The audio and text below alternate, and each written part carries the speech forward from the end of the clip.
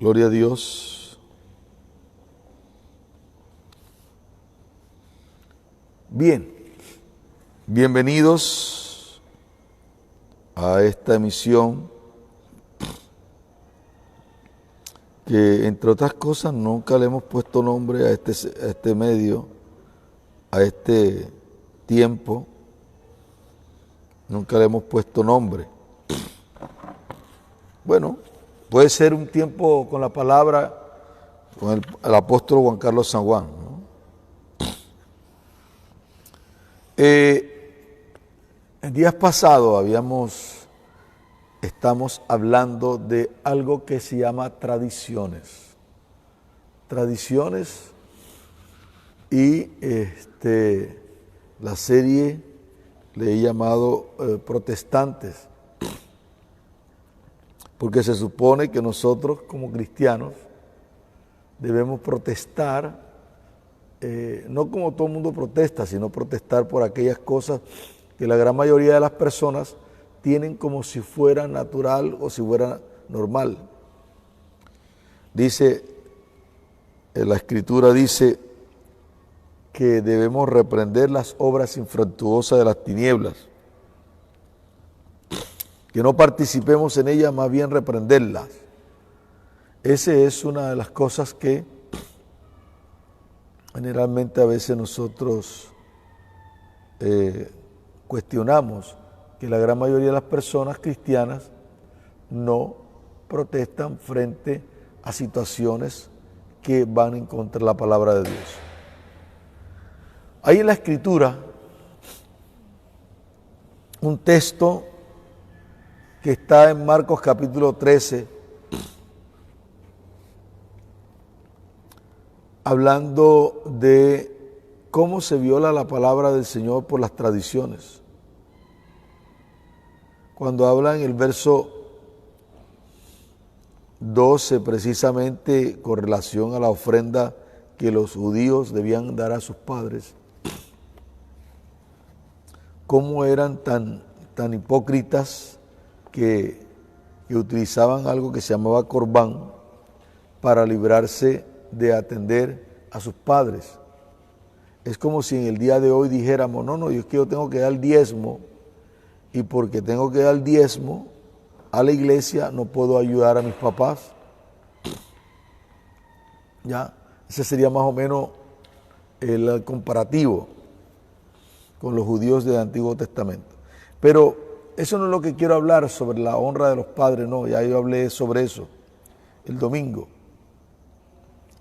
Más bien, este texto dice que, verso 12 dice, ya no lo dejáis hacer nada a favor de su padre o su madre, invalidando así la palabra de Dios por vuestras tradiciones, cual habéis transmitido. No solamente ese versículo habla de cómo se invalida la palabra de Dios por la tradición. Hay otros versículos que tienen también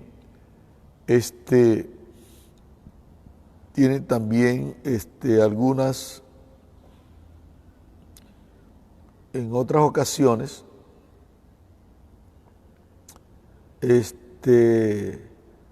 vemos precisamente algunos versículos relacionados con este texto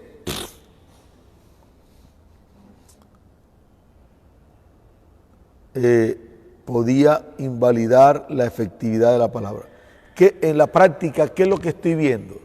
En la práctica estoy viendo que por muchas tradiciones o costumbres, nosotros hemos elevado a mandamientos divinos algunas cosas que nosotros hacemos por costumbre en algunas iglesias. Me incluyo yo porque estoy dentro de este contexto del cristianismo indiscutiblemente. Pero hoy yo quiero hablar de una vaca sagrada. Podríamos hablar de las vacas sagradas, o sea, quiere decir de cosas que no se tocan o nadie tiene derecho a tocar. Yo quiero tocar una de esas vacas sagradas, que es el culto. El culto. Y más que el culto, quiero tocar una vaca sagrada que tiene que ver con la liturgia del culto. Ya. Esto es bien interesante porque una de las cosas que estoy tratando de hacer es preguntarme el porqué de algunas cosas que hacemos. ¿Okay? Leí un libro en cierta ocasión, dice que de las mejores vacas, de las vacas sagradas, se hacen unas buenas hamburguesas. Interesante, o sea, quiere decir que de este tema puede salir algo bueno, porque a veces nunca lo hemos considerado como tal. Cuando estoy hablando de estas vacas sagradas, estoy hablando de cosas que no se tocan, porque nadie se ha dado cuenta o porque realmente nadie se atreve a tocarlo. Y es el orden del culto, ¿ya? El orden del culto es una cosa que seguramente en algún momento determinado Dios no está de acuerdo con el orden de la manera como lo hacemos. No estoy diciendo que todas las veces, estoy hablando de que ya previamente, con mucho tiempo de anticipación, hay un esquema que son anuncio, cántico y sermón. ¿Ve? Estoy hablando de ese esquema. O sea, y si faltan alguno de esos tres elementos, es cuestionable aquel culto. Interesante que venimos a un culto para estar para tener la oportunidad de adorar al Dios vivo, y que el Espíritu Santo está presente. Pero resulta que ya previamente tenemos tan organizado todo que yo me pregunto si el Espíritu Santo pudiera intervenir para poder hacer alguna modificación en el culto que ya previamente está organizado. Y yo no estoy diciendo que no haya orden, pero lo que estoy diciendo es que cada domingo la gente tiene repetidamente el mismo esquema. Tanto es así que una persona en la casa pudiera saber qué están haciendo en el local de la iglesia. Ayer hablábamos de los templos, que no existen porque no existe templo. Hablamos de las casas, los edificios, los auditorios, donde se hace el culto a Dios y donde se reúne la iglesia. Ya eso lo hablamos. Hoy me estoy metiendo precisamente con la tradición de la manera como hacemos el culto. Y yo digo lo que le llamamos nosotros en términos religiosos liturgia.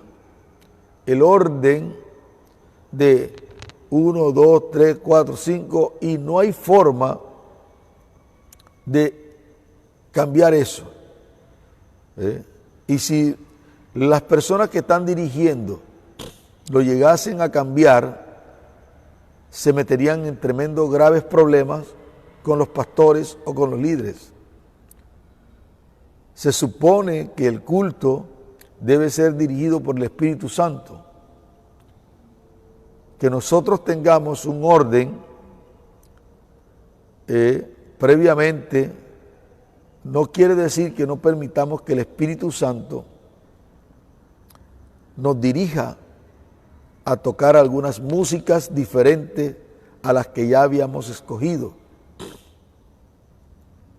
O que el predicador esté montado con su sermón escrito de hace 3 o 4 o 5 días y el Espíritu Santo le dirija a cambiar ese mensaje precisamente en el momento que se montó en el púlpito.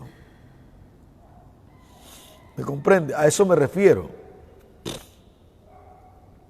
Me refiero también a conciencia y la claridad que tienen las personas a venir cada domingo a la reunión de la iglesia. Estáticos, no participativos, algunas personas, yo siempre he preguntado, ¿por qué nos sentamos de la manera como nos sentamos? ¿Por qué nos sentamos? Y yo estoy buscando los porqués, precisamente porque he entendido una cosa, que si yo hago algo sin saber por qué, lo hago sin principio. Cuando comienzo a buscar los porqués de las cosas y comienzo a investigar el por qué Dios lo dice así, por qué Dios lo hizo así, entonces descubro los principios, o sea, descubro las razones en la mente de Dios, el por qué lo dijo y por qué lo hizo así. Se supone que todas las cosas que la iglesia cristiana hace fueron dirigidas o iniciadas por el mismo Señor. Pero cuando comienzo a mirar lo que hacemos hoy y lo comienzo a comparar con la iglesia del primer siglo y comienzo a ver en el libro de los Hechos y veo a esa iglesia, ese modelo de iglesia que el Señor estableció, y vemos el caso de las congregaciones o las iglesias, la iglesia de hoy, yo encuentro una gran diferencia, porque realmente no teníamos orden en materia de eso. Y no hay diferencia en la gran mayoría de las iglesias porque tienen el mismo formato. Todo lo que es la franja del protestantismo, sean bautistas, metodistas, reformadas, presbiterianas, evangélicas libres, iglesia de Cristo, discípulos de Cristo, pentecostales, carismáticas o no denominacional, todas tienen casi el mismo orden. ¿Ve? Hay alguien que dirige el culto, se monta, le da la bienvenida a las personas. Bienvenidos a la casa de Dios y siéntase en su casa hoy, Y luego viene el director de la alabanza con su orquesta y comienzan a adorar al Señor y hacen que participe la congregación, que entre otras cosas está casi inmovilizada. Entonces hay personas que dicen, bueno, hoy los músicos no tienen tanta unción porque resulta que la gente no está espontáneamente adorando al Señor. Porque la gran mayoría de las personas llegan a la congregación para ser dirigidas para que adoren a Dios. No es un asunto espontáneo de ellos. Y entonces, si no se levantan, si no levantan las manos, si no aplauden, entonces ya las personas lo ven y lo señalan y dicen, este no está adorando. ¿Comprende? Eso hace que muchas veces, muchas personas que no tienen conocimiento de cómo es la liturgia del culto, se sientan un poco mal. ¿Estoy criticando acaso yo el orden del culto? No estoy criticando el orden del culto. Estoy preguntando por qué lo hacemos así. ¿Fue el Espíritu Santo que nos dirigió a hacer eso? Y si el Espíritu Santo nos dirige a hacer eso, ¿por qué lo hacemos una y otra vez repetidamente igual en siempre? Estoy yo metiéndome en el paquete. Estoy metiéndome en el paquete porque ¿cuántas veces el Espíritu Santo no habrá querido intervenir en un culto para hacer lo que Él quiere? ¿Cuántas veces el Espíritu Santo no ha querido que se tenga palabra un domingo, sino que se adore solamente? ¿Cuántas veces el Espíritu Santo no ha querido que solamente se tenga 2 horas de enseñanza bíblica y no haya culto, no haya adoración? Pero como tenemos un esquema, el Espíritu Santo tiene que meterse en nuestro esquema para que pueda entonces ser las cosas ordenadamente. Y nosotros, no estoy, como le digo, no estoy en contra del orden, pero realmente los directores de alabanza deben tener la libertad en Dios, ¿ya? Y los pastores y los predicadores deben tener la sensibilidad. Muchas veces hemos visto cómo el Señor se está moviendo en un culto, en una adoración, y resulta que tenemos que cortarlo porque tiene que haber una palabra. Porque el predicador está allí, porque el pastor tiene un mensaje, y entonces los músicos se ponen incómodos porque saben que el Espíritu Santo lo está guiando a seguir en la adoración, que no haya predicación, pero como tiene que haber el orden del culto, entonces entra el predicador y corta aquella unción. Mire, yo he sido instrumento para obstaculizar el mover del Espíritu Santo muchas veces cuando eso ha pasado. Y gracias a Dios que en algunas ocasiones percibo que el Espíritu Santo lo que quiere es que le adoremos al Padre, adoremos al Señor Jesucristo y que no haya palabra ese día. Y lo hacemos. Como otras veces, el orden del culto. No estoy diciendo que yo soy el ejemplo de eso, no. Estoy precisamente incluyéndome yo, criticando una situación, ¿ve? Porque estamos en la serie Protestantes y estamos en la serie derribando las tradiciones que se levantan contra el mandamiento de Dios. Y eso estamos tratando de hacer el equilibrio. Alguien tiene que hablarlo. Entonces, esto es bien interesante porque tenemos esa dificultad muchas veces. Que primero tiene que ser la alabanza, que primero tiene que ser la adoración. Y a veces Dios quiere que entremos por su puerta con acción de gracia, con alabanza, o muchas veces Dios quiere que entremos por sus puertas con adoración, rindiéndonos al Señor. Yo entiendo el orden del culto y entiendo también que muchas iglesias tienen 2 servicios y que hay que cortar. Eso es algo así. Pero en este caso estamos mirando el por qué. ¿Por qué lo hacemos así?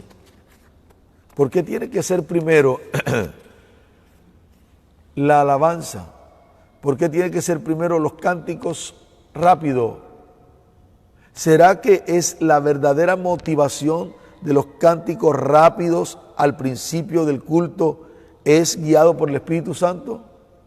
¿O no será más bien una estrategia de los directores de alabanza y que para despertar al pueblo y para quitarle la pereza a aquellos que vienen arrastrando los pies y que no tienen disposición porque vienen cansados de lunes a sábado de trabajar y el domingo siguen todavía cansados con ganas de seguir durmiendo?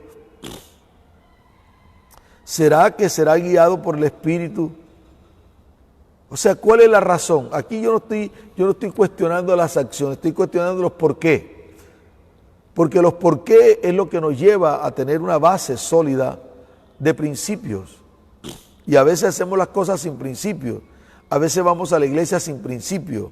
A veces leemos la Biblia sin principios. A veces oramos sin principios. Por eso es que Pablo le dice a una iglesia, dice, probaos a vosotros mismos a ver si estáis en la fe. Probaos a vosotros mismos si lo que está haciendo es de fe o no es de fe. Si es movido por lo que el Espíritu Santo dice, porque la fe viene por el oír y el oír la palabra de Dios. La fe a partir de escuchar la palabra de Dios. Entonces, cuando no hacemos las cosas con fe no agradamos a Dios. Y las cosas se hacen con fe cuando escuchamos la voz de Dios, porque la fe viene por el oír y el oír la palabra. Y esa palabra de Dios tiene un porqué, tiene una razón de ser. Esa razón de ser es lo que nosotros llamamos principio.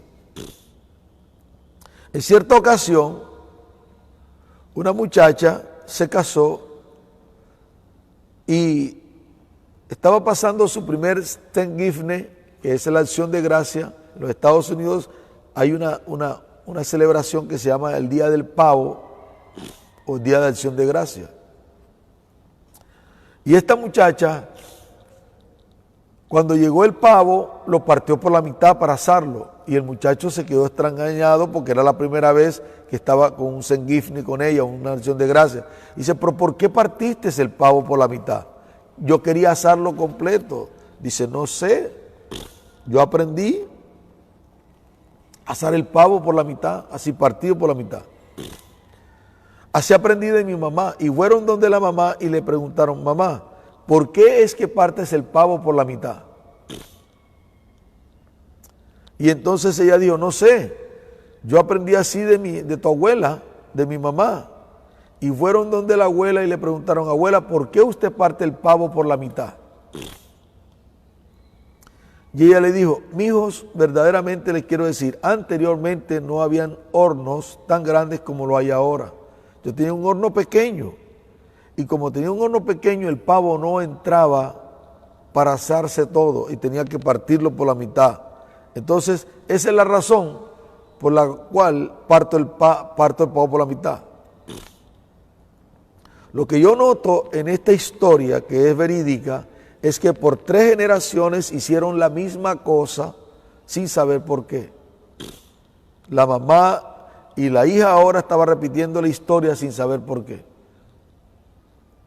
La gran mayoría de las personas hace las cosas y no se preocupa por investigar por qué. ¿Por qué hacemos así? Cada cosa que hacemos en la obra del Señor y en el reino de Dios tiene un porqué, o sea, tiene un principio, tiene una razón en la mente de Dios para hacerla. ¿Comprende lo que estoy hablando? Y yo pregunto, las cosas que nosotros hacemos en las iglesias cristianas, ¿tienen un porqué? ¿Sabe usted por qué hace eso? ¿Sabe por qué usted tiene una tarima que le llama altar?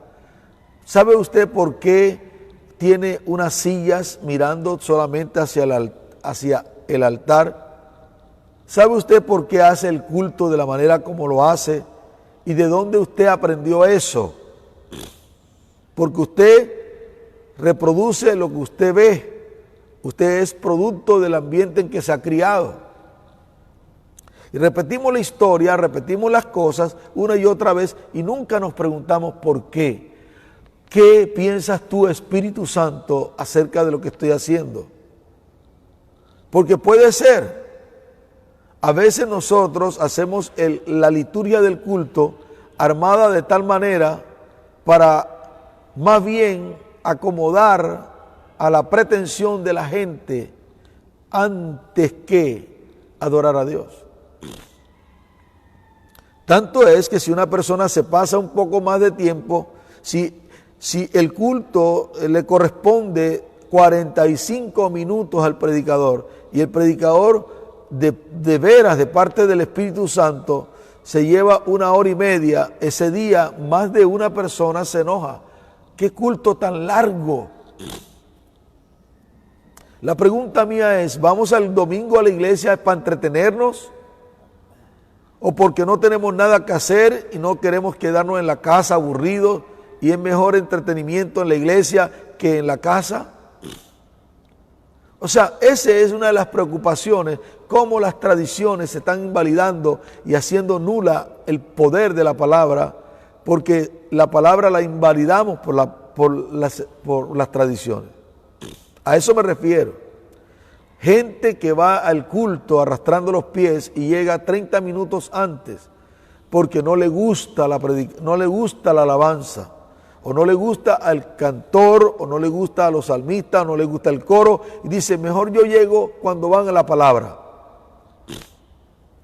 También muchos predicadores hemos tenido la culpa, y me meto porque soy predicador, de decir cosas tan bárbaras como esta. Ahora vamos a entrar en la parte más importante, que es la palabra. Y pero ¿cómo así que la parte más importante es la palabra?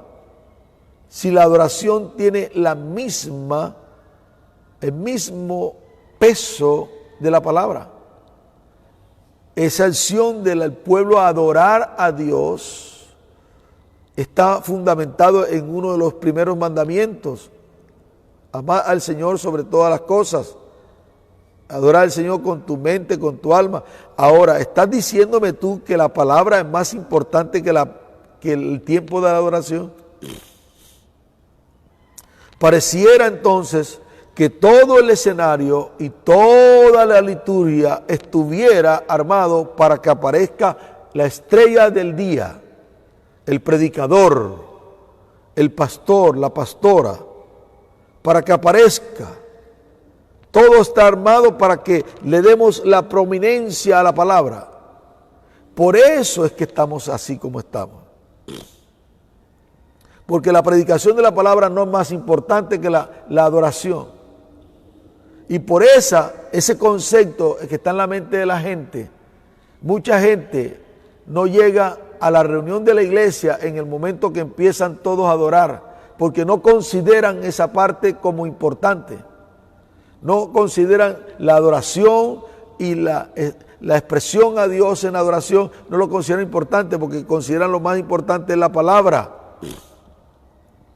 Ahora, si eso es verdad, si la palabra es lo más importante de un culto, ¿por qué entonces no comienzas con la palabra de primero y después adoran?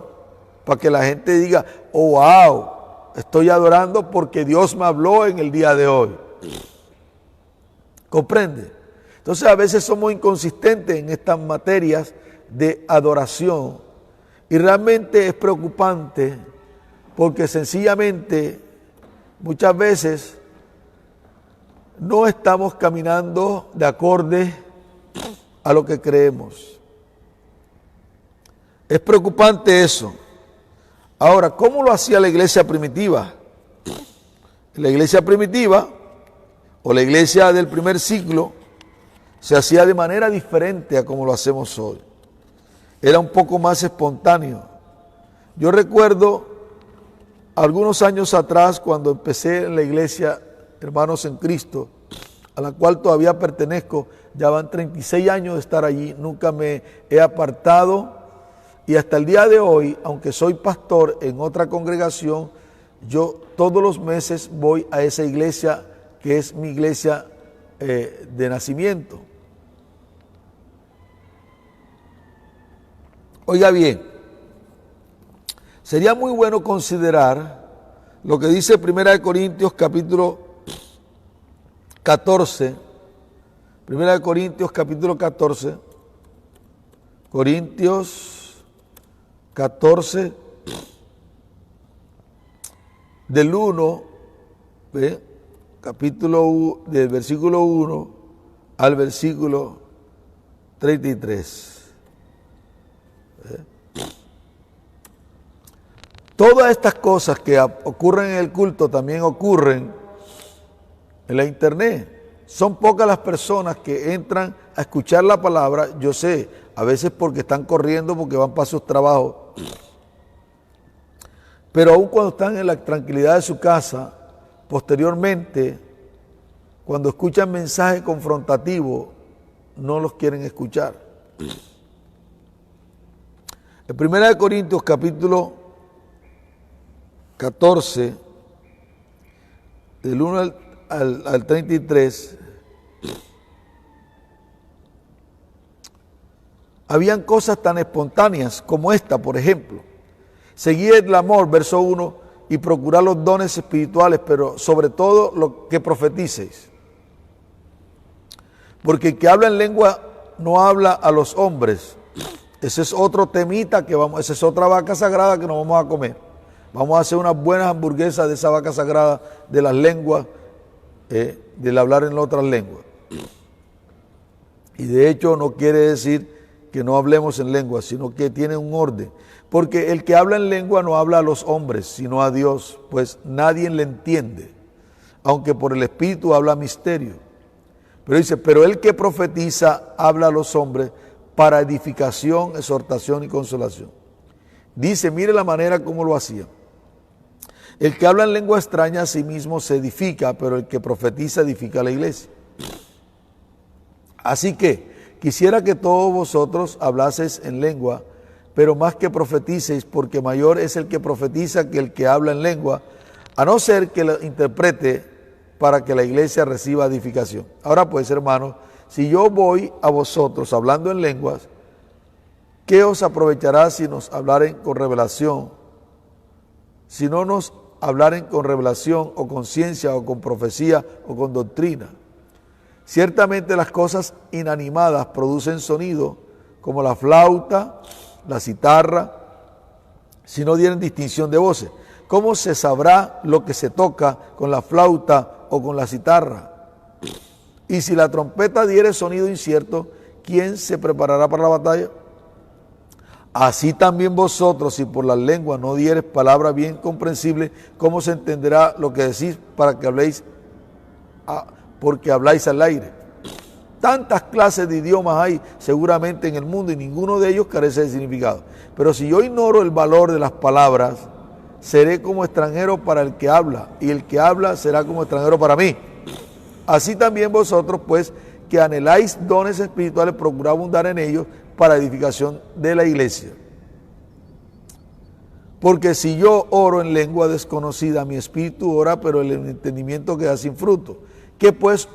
Oraré con el espíritu, pero oraré también con el entendimiento, cantaré con el espíritu, pero también cantaré con el entendimiento. Porque si bendices solo con el espíritu, el que ocupa el lugar de simple oyente, ¿cómo dirá el amén? Y tu acción de gracia, pues no sabrá lo que has dicho.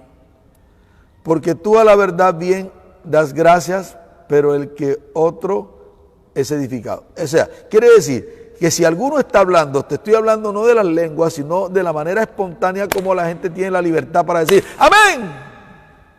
¿Ve? Gloria. ¿Me está teniendo? Expresión. Pero si todos están ahí atentos, porque hay un silencio sepulcral, y está el predicador allá, y de repente alguien dice, ¡habla Jehová! Todo el mundo enseguida dice, ¿quién dijo eso? ¡Oh, aleluya! ¿Entiendes? O sea, entonces, ya la gente está preacondicionada para estar en silencio mientras se escucha la palabra. Pero aquí dice, ¿quién dirá el amén? Pero dice verso 19, pero en la iglesia prefiero hablar 5 palabras con mi entendimiento para enseñar también a otros que 10,000 palabras en lengua desconocida. Hermano, no seáis niños en el modo de pensar, sino sé niños en la malicia, pero maduros en el modo de pensar. Y en la ley está escrito, en otras lenguas hablaré a los sabios, hablaré a este pueblo, y ni aun así me oiréis, dice el Señor. Así que las lenguas son por señal, no a los creyentes, sino a los incrédulos, pero la profecía no es a los incrédulos, sino a los creyentes. Si pues toda la iglesia se reúne en un solo lugar, atento, porque no era costumbre toda la iglesia reunirse en un solo lugar. Pero aquí dice, pues si toda la iglesia se reúne en un solo lugar, o sea, quiere decir, toda la gente que estaba regada por todo Corintio, en las casas, se reúne en un solo lugar y todos hablan en lengua y entran indoctos, o sea, personas no adoctrinadas o incrédulos, no dirán que estáis locos. Pero si todos profetizan entra algún incrédulo indocto, por todo convencido, porque por todo es juzgado. Y lo oculto de su corazón se hace manifiesto, así postrándose sobre el rostro adorará a Dios, declarando que verdaderamente Dios está entre vosotros. ¿Qué hay pues, hermano? Aquí está. Esta es la forma como la iglesia se reunía. Recuerdan que no tenían locales o templos o edificios exclusivos para reunirse. Dice, verso 26, que es el que quiero resaltar. ¿Qué hay pues, hermanos, cuando os reunís? Cada uno de vosotros tiene salmo. Óyeme, cada uno de vosotros tiene salmo, tiene doctrina, tiene lengua, tiene revelación, tiene interpretación. Hágase todo para la edificación. O sea, quiere decir que en un culto que le llamamos nosotros, de la iglesia primitiva, no solamente hablaba un solo hombre o una sola mujer, que era el predicador. Dice, cuando os reunís, cada uno de vosotros tiene salmo. Yo recuerdo hace muchos años que yo me desarrollé como predicador porque daban todos los domingos 5 minutos para que alguien que tuviera una palabra pudiera darla. Lógicamente yo esperaba los primeros 2 minutos que la gente, para ver si salía alguien y no salía nadie. Entonces yo todos los domingos tenía una palabra. Y yo salía al frente y dice, tengo una palabra, y 5 minutos daba la palabra. En 5 minutos, porque sabía qué iba a decir. Y eso me hizo desarrollar. ¿Cuánto quiero yo implementar eso otra vez? Hay algunos, pero la gente no viene con la disposición de compartir la revelación ni lo que Dios le ha dado, porque la liturgia, ya comprende, está encerrado. Pero cuánto me gustaría que cuando nos reunamos, cada uno tuviera salmo. Oh, Dios me dio un salmo, quiero leerlo hoy. Oh, Dios me enseñó algo escuchando la palabra y profundicé y quisiera que me dieran 5 minutos para compartir lo que Dios me ha dado. Lógicamente, sabiendo que va a hablar previamente. ¿Por qué? Porque sencillamente a veces hay personas que podrían cometer una herejía y decir una barbaridad delante de todos. Y ahí se formaría el zapeloco, porque cuando una persona dice algo incorrecto, yo no me voy a quedar callado.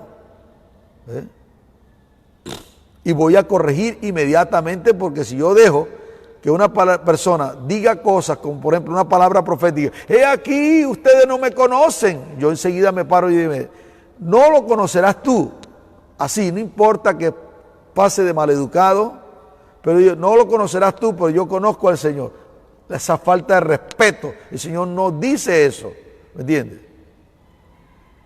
Entonces son cuestiones que a veces por causa de esas inconsistencias repentinas, mejor se anclea a la gente en una liturgia y nada más participan los que están programados para participar.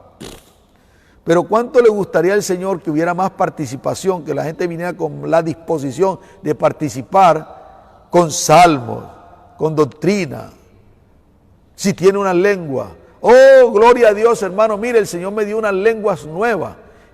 Y estaba llorando y de repente comencé a hablar. Y yo no sé qué significa eso. ¿Hay alguno aquí que pueda interpretar esa lengua? Y de repente se levanta otro y dice, sí, ahora entendí perfectamente lo que tú dijiste. Eso quiere decir esto y esto y esto. ¡Wow! ¡Aleluya! ¡Gloria al Señor! O tiene interpretación, hágase todo para edificación. Si alguno habla en lengua extraña, sea esto por 2 o lo más 3 y por turnos. Y uno interprete. Si no hay intérprete, calle en la iglesia y hable para sí mismo, para Dios. Asimismo los profetas hablen 2 o 3 y los demás juzguen. Si alguien se levanta con una palabra profética, no le damos 100%, no credibilidad, sino tenemos que juzgar esa palabra. Si un profeta se levanta y profetiza una palabra y no la juzgamos, ¿qué quiere decir juzgar? No ponemos en tela de juicio basado en la palabra de Dios, entonces estaríamos dándole a esa profecía el mismo nivel de la palabra escrita, y eso no se puede hacer. La palabra escrita tenemos la claridad y la certeza que no tiene error, que fue inspirada por Dios, pero los profetas de hoy no son inspirados por Dios. Por eso es que los profetas, basados en la iluminación del Espíritu Santo, dicen una palabra profética que Dios le da, pero la mezclan con su humanidad. Por eso es que hay que entresacar lo humano de lo divino, y por eso es que se pone en tela de juicio. porque se han dado profecías en los púlpitos que los pastores no dicen nada. ¿Y cuántos profetas no han dividido de iglesia precisamente por causa de esa imprudencia? ¿Por qué? Porque dieron por sentado que esa palabra profética que dieron era una palabra de Dios sin derecho a ser juzgada. Error. Toda palabra que se dice hoy puede ser el profeta más ungido del mundo. Tiene que ser juzgada. Y si no la juzgas, estás cometiendo un grave error, pastor. ¿Por qué? Porque estás poniendo esa palabra profética al nivel de la palabra escrita. Y no hay ninguna palabra profetizada hoy, por muy profeta y muy ungido que sea el profeta, que no tenga que ser acotejada con la palabra escrita.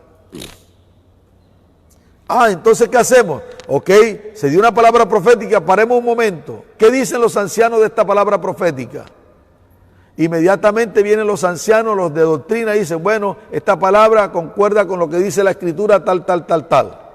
Pero esta parte no es de Dios para nada, porque se contradice lo que dice la Biblia. Eso es lo que tenemos que hacer, y no tragar todo entero. Por eso se han dañado mucha gente. Mucha gente le han ayudado a cometer errores bárbaros. Personas que están comenzando a crecer y que tienen unos dones y están siendo formados. Hay profetas y pastores locos que ni siquiera son profetas, evangelistas, y le dicen, es que tú tienes un gran potencial. Sí, todos tenemos un gran potencial.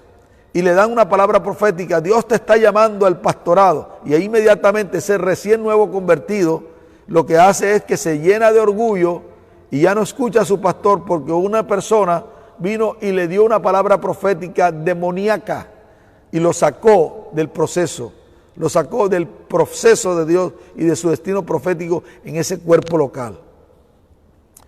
Por eso hay muchos profetas locos que tienen que aterrizar, y sobre todo hoy, que hay un poco predicadores que Dios no los mandó a profetizar, sino que son predicadores, evangelistas, y entonces para congraciarse con la congregación, para que lo inviten nuevamente, comienzan a soltar un montón de profecías locas y estúpidas que no son de Dios, y están matando a un montón de gente y lo están llevando a la ruina espiritual.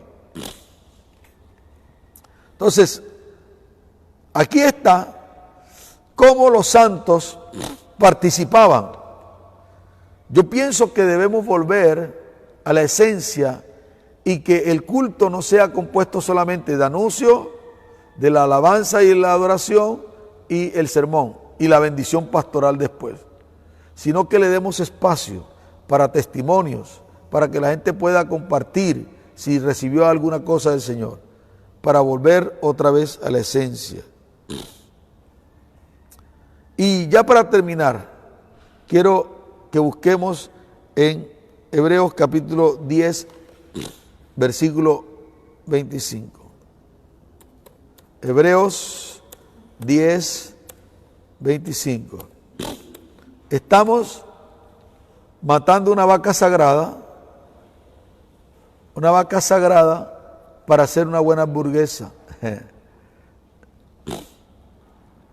Y dice, verso 25, dice, no dejando de congregarnos como algunos tienen por costumbre, sino exhortándonos,